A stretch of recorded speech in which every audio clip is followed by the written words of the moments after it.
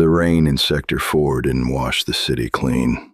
It just made the grime slicker, turning the neon reflections on the asphalt into a kaleidoscopic blur of oil and regret. Most people walk through it with their heads down, shielding their faces, blind to the world around them. But Elias Thorne didn't look down. He couldn't afford to. To the thousands of commuters rushing past the Grand Plaza Hotel, Elias was nothing more than urban debris, a heap of rags smelling of stale bourbon and wet wool. A cautionary tale huddled against the ventilation grate, seeking a few degrees of warmth. They saw a broken man. They didn't see the eyes. They didn't see that while his body was still, his gaze was dissecting the street with the precision of a radar sweep. He wasn't begging. He was calculating. When the black SUVs rolled up to the curb, displacing the puddles with arrogant weight, the atmosphere shifted. The air pressure dropped. Elias felt the prickle on the back of his neck, the sensation of a phantom limb he hadn't used in 15 years. General Marcus Sterling stepped out of the armored vehicle. The flashbulbs erupted like strobes, freezing the falling rain in midair. The general looked older than the pictures.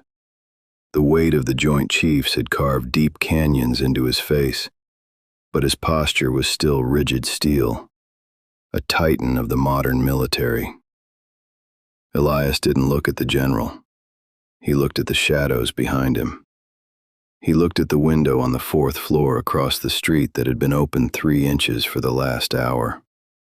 He looked at the delivery van that had been idling with its engine off, heavily laden on its suspension. The world saw a hero walking into a gala. Elias saw a kill box. He shifted beneath his rags, his hand closing around a sharpened piece of rebar he kept in his sleeve. The city thought Elias Thorne was a ghost. Tonight, they were going to find out that ghosts can still haunt you. In a city of 10 million souls, anonymity is the only true currency. You can buy anything if nobody knows who you are. You can buy silence. You can buy violence. And if you are patient enough, you can buy a second life. Elias had purchased his anonymity with 15 years of silence. He had traded his name, his rank, and his history for a spot on the pavement. In the official records of the Department of Defense, Sergeant Major Elias Thorne died in a helicopter crash during a classified extraction in the Hindu Kush. A closed casket funeral. A folded flag given to a weeping sister who never truly knew what her brother did for a living. But the man shivering under the heat vent wasn't dead. He was dormant. Inside the Grand Plaza, the champagne was cold and the conversation was hollow. General Sterling moved through the shark tank of politicians and defense contractors with a practiced grimace. He hated these events. He hated the smell of expensive perfume masking the scent of corruption. He was a soldier who had been promoted until he was no longer allowed to fight, trapped in a tuxedo, surrounded by people who viewed war as a profit margin. He didn't know that his security detail, as expensive and well-trained as they were, had missed a critical variable. They were looking for threats based on a textbook written 10 years ago. They were looking for hard targets. They weren't looking for the waiter who had bypassed the metal detector by using the kitchen service entrance 3 hours early. They weren't watching the thermal signature on the roof of the adjacent bank. Outside, Elias watched a man in a gray trench coat stop to tie his shoe. The man paused for 6 seconds. Too long. He wasn't tying a lace. He was checking a reflection in the shop window, verifying the sightline to the hotel entrance. Elias knew that stance. He knew the slight bulge under the left armpit. Not a wallet, but a subcompact suppressor. The pieces of the puzzle clicked together in Elias's mind with the deafening sound of a chambering round. This wasn't a random act of terror. This was a coordinated extraction of a high-value target. The general was going to die in exactly 4 minutes when he stepped back out for his scheduled departure. Elias exhaled, his breath fogging in the cold air. He could stay seated. He could let the world turn. He could let General Sterling, the man who had once left him behind in the snow, meet his fate. It would be poetic justice. But the code didn't work like that. The code was written in blood, and it didn't have an expiration date. Elias stood up, the joints of his knees popping like pistol shots. He shed the heavy wool blanket, revealing a frame that was thin but wired with corded muscle. The homeless man vanished. The operator stepped forward. The transition from stillness to motion was absolute. Elias moved through the crowd not by pushing, but by sliding into the empty spaces between people. It was the ghost walk, a technique drilled into him during the early days of the unit. Be water, be nothing. He tracked the man in the trench coat, target Alpha. But a professional hit is never a solo act. There is always a spotter, always a cleanup. Elias scanned the perimeter, his eyes adjusting to the low light. There, by the valet stand, a driver in a vest that was a shade too new, checking his watch a fraction too often. Target Bravo. Inside the hotel lobby, General Sterling was checking his own watch. The gala was over. The security team, a private military contractor group called Aegis, began their exit formation. They were good, Elias noted. Tight spacing, eyes scanning the high ground. But they were arrogant. They relied on their earpieces and their imposing physical presence. They assumed the threat would be loud. They didn't hear the silence that precedes the storm. Elias reached the edge of the red carpet, just outside the velvet ropes. A security guard, young and beefy, stepped in his way. "Back off, pal. Keep moving."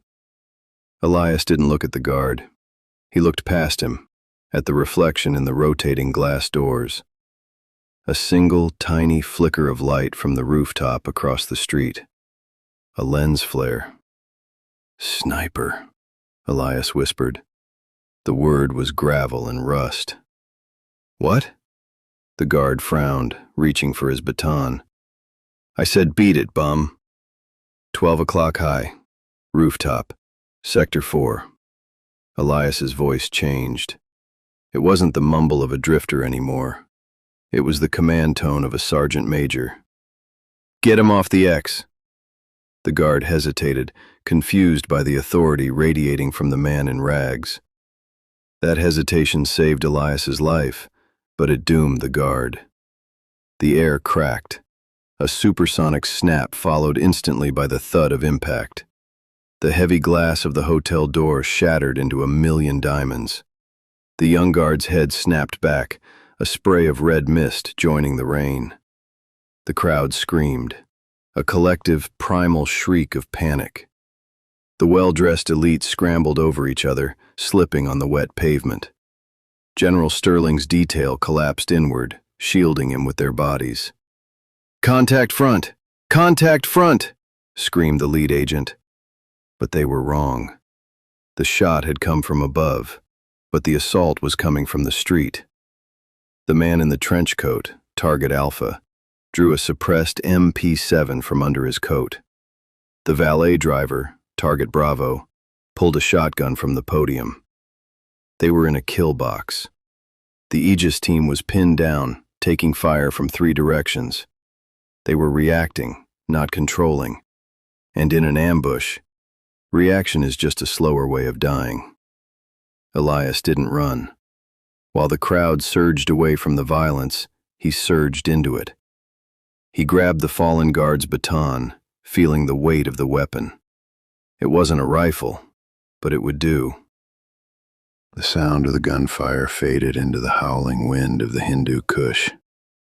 The rain turned to snow. The neon lights of the city dissolved into the blinding white of a high-altitude blizzard. Operation Silent Dawn. the mission that never happened. Captain Marcus Sterling was bleeding. A jagged piece of shrapnel was lodged in his thigh, turning the snow beneath him crimson. "Leave me, Sergeant," Sterling wheezed, his breath coming in ragged clouds. "That's an order." Sergeant Elias Thorne ignored him. He was busy rigging a claymore mine to a dead tree. "With all due respect, Captain, your orders don't mean much when we're 20 miles behind the line." They had been betrayed. The intel was bad. The extraction chopper had been shot down 3 clicks south. The rest of the unit was gone. It was just the two of them, hunted by a battalion of insurgents who knew the mountains better than they knew their own wives. "Why?" Sterling asked, gripping Elias's shoulder as the sergeant hoisted him up. "Why didn't you get on the bird, Elias? You had the seat." "I don't like flying, sir," Elias grunted, trudging through waist-deep drifts. The truth was simpler. Elias had seen the glint of the RPG in the tree line. He had shoved Sterling out of the loading zone just as the rocket impacted the fuselage. Elias had taken the blast wave, burned and battered, but alive. They spent 3 days in that hell. 3 days of cat and mouse. Elias used every trick in the book. He made them look like a platoon instead of 2 dying men. He set traps. He used the radio to call in fake strikes. He kept Sterling alive by feeding him snow and sheer willpower. When the second extraction team finally broke through the cloud cover, they were surrounded. There was only time for one harness, one lift. Sterling was fading, consciousness slipping. Elias hooked the captain to the winch. Together, Sterling mumbled, grabbing Elias's wrist. Elias looked at the captain. He looked at the enemy closing in from the ridge. He knew the physics. The winch couldn't take the weight of 2 men fast enough. They would both be cut down before they cleared the trees. "Not today, sir," Elias said. He unclasped his own carabiner. He slapped the lift signal on Sterling's chest. As Sterling rose into the sky, screaming Elias's name, Elias turned back to the tree line. He raised his rifle. He didn't expect to survive. He expected to die fighting. He took 3 rounds to the chest. He fell into a ravine, buried by snow and debris. The army listed him KIA. They never found the body because the local warlord took him. It took Elias 5 years to escape the cage in the basement, another 5 to walk back to civilization, and 5 more to realize that the man he saved had become a general, while the man who saved him had become a ghost. The snow melted. The rain returned. The memory was fuel. Sterling was in trouble again. And just like in the mountains, Elias was the only one who saw the angles. The Aegis team was crumbling. 2 agents were down. Sterling was pinned behind the armored door of the SUV, his pistol drawn, firing blindly into the dark. Target Alpha was advancing, moving with a tactical fluidity that screamed Special Forces training. He was flanking the SUV, aiming to put a round through the gap in the armor. He never saw the homeless man. Elias hit him like a freight train. He didn't tackle him. He dismantled him. Elias drove the steel baton into the man's radial nerve, forcing the MP7 to drop. In one fluid motion, Elias kicked the knee joint backward, shattering the cartilage, and drove the butt of the baton into the man's temple. Target Alpha crumpled. Elias caught the falling MP7 before it hit the ground. He checked the chamber. Hot weapon. Full mag. The weight of the gun felt like coming home. He rolled over the hood of a parked taxi as the shotgun blast from Target Bravo blew out the windshield where he had been a second before. Elias hit the ground, slid on the wet asphalt, and fired 2 controlled bursts. Foot, foot, Foot. Target Bravo dropped the shotgun, clutching his chest. Secure the package, Elias roared. His voice cut through the chaos, authoritative and undeniable. Suppressing fire on the roof. Move. The Aegis agents, confused but desperate for direction, obeyed instinctively. They opened fire on the rooftop sniper, forcing him to duck. Elias ripped open the back door of the general's SUV. Sterling was there, blood on his forehead from the crash, his service pistol leveled directly at Elias's face. "Don't move," Sterling shouted, his eyes wild. For a second, time stopped. Sterling saw a homeless man with a wild beard, filthy rags, and a stolen submachine gun. He saw a threat. "Check your fire, Marcus," Elias said softly, using the first name he hadn't spoken in a decade. 3 o'clock. RPG. Sterling hesitated. The use of his first name froze him. In that split second, Elias shoved the general down into the footwell. A rocket-propelled grenade slammed into the sedan parked behind them. The explosion was deafening. The shock wave shattered the remaining windows and set off every car alarm on the block. If Sterling had been sitting up, the shrapnel would have taken his head off. Elias didn't flinch. He grabbed the general by the collar of his tuxedo. "We can't stay here. The kill zone is collapsing. We need to move to the service alley. Now." "Who are you?" Sterling gasped, coughing in the smoke. "Someone who's tired of saving your ass," Elias grunted. "Move." They breached the service entrance, the heavy steel doors cutting off the sound of the screaming crowd outside. The kitchen was empty, the staff having fled at the first shots. Elias moved with a predator's grace, clearing corners, checking sight lines. Sterling limped behind him, his mind racing. The way this man moved, the tactical call-outs, the specific way he held the MP7, stock collapsed, tight to the chest. It was familiar. It was hauntingly familiar. "They knew the route," Sterling said, pressing a napkin to his bleeding head. "Only my detail knew the route." "Your detail is compromised," Elias said, kicking open a supply door. "Or your command is." "That was a hit squad," Sterling argued. "Mercenaries." "No." Elias stopped. He turned to face the general. Under the harsh fluorescent lights of the kitchen, the grime on his face seemed to deepen the scars. "Mercenaries spray and pray. These guys were using Silent Dawn protocols. Did you see the hand signals? Did you hear the rhythm of their fire? That was a bounding overwatch. That was us, Marcus. That was the unit." Sterling went pale. "That's impossible. Silent Dawn was scrubbed. The unit was disbanded after..." He trailed off, looking at Elias. "After I died?" Elias finished the sentence. Sterling's eyes widened.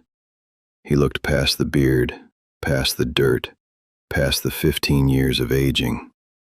He looked at the eyes, the gray, cold eyes that had watched him fly away on a winch in the Hindu Kush. "Elias?" Sterling whispered, the name choking him. "My God, you're dead. I wrote the letter." "I got better," Elias said dryly. Before they could embrace, or argue, or cry, the radio Elias had stripped from Target Alpha crackled. "Team leader to command. Primary target has entered the kitchen. The ghost is with him. Repeat, the unexpected variable is a Tier 1 operator. Requesting immediate cleanup. Burn it all down." The voice on the radio wasn't a stranger. It was a voice Sterling knew. It was Colonel Vance, his chief of staff. The man who had organized the gala.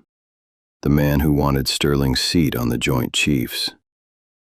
"Vance," Sterling hissed. He's cleaning house.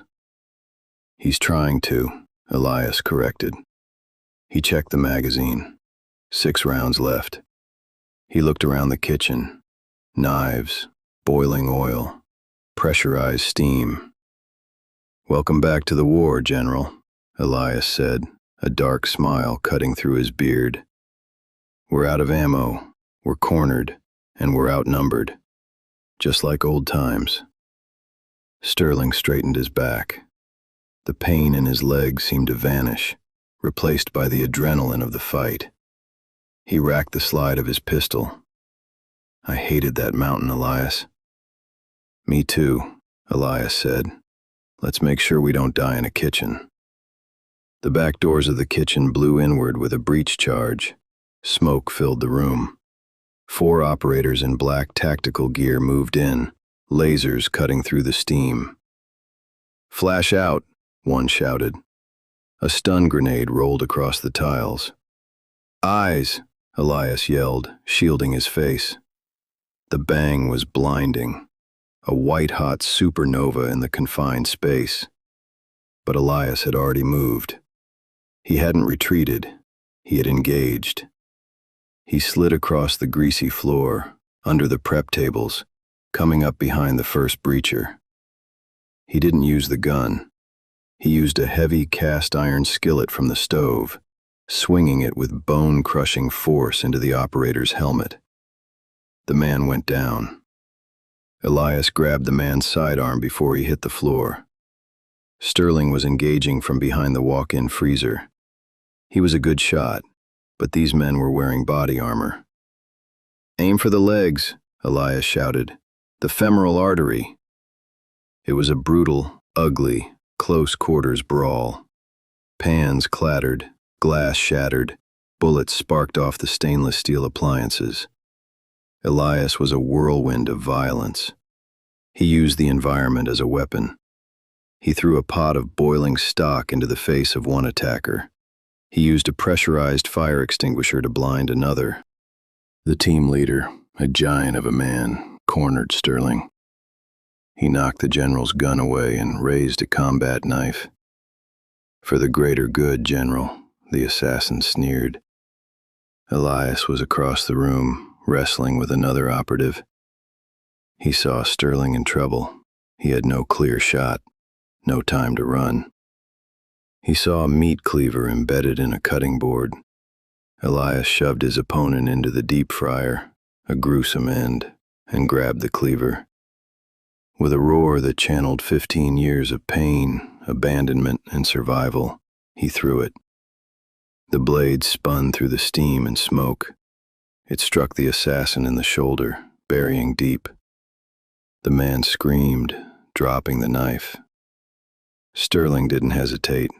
He grabbed a heavy rolling pin and swung it with all his might, connecting with the assassin's jaw. The man went down and didn't get up.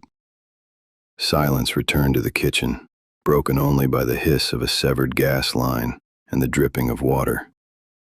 Elias leaned against a counter, bleeding from a cut on his forehead. Sterling slumped against the freezer door. They looked at each other. 2 old soldiers, surrounded by the wreckage of their enemies. "You're getting slow, Elias," Sterling panted, a small smile forming. "And you're getting heavy, Marcus," Elias retorted. "Harder to carry you this time." The sound of sirens wailed closer. The police were finally breaching the perimeter. The threat was neutralized. General Sterling stood up, wincing. He looked at Elias with a fierce intensity. "You're coming with me. We're fixing this. I'm getting you reinstated. Back pay, medals, a house. I'm going to burn Vance to the ground and give you the life you deserve." Elias looked at the door. He looked at the flashing blue lights reflecting off the wet tiles. He looked at his own reflection in the steel oven door, a wild, broken thing. "You can't fix this, Marcus," Elias said softly. "Sergeant Thorne is dead. Let him stay dead. It's better that way." "I can't let you go back to the street," Sterling pleaded.